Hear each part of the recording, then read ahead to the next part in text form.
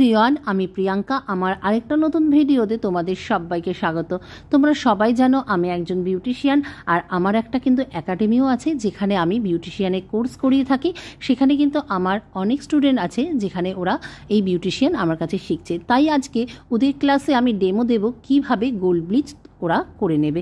তা দেখা যাক, চলো শুরু করে নিচ্ছি। আজকে গোল্ড ব্লিচ কীভাবে করছি। প্রথমে একটা B1-এর কোম্পানির আমি গোল্ড ব্লিচ নিয়ে নিয়েছি, আর দেখো একটা পাত্রের মধ্যে আমি ক্রিম তুলে নিয়েছি। আর সবসময় মাথায় রাখবে ব্লিচ করার নিয়ম হচ্ছে 4 ভাগ ক্রিম আর 1 ভাগ সল্ট, যেটা আমি দিয়ে নিলাম পাশে, সেটাকে ভালো করে ফাটিয়ে নিতে হবে, ক্রিমের সাথে মিশিয়ে নিতে হবে। আর ক্লায়েন্টের হাতটা দেখিয়ে নিলাম বিফোরটা, তারপরে এরকম টেনে টেনে ভালো করে ক্রিমটা লাগিয়ে নিলাম।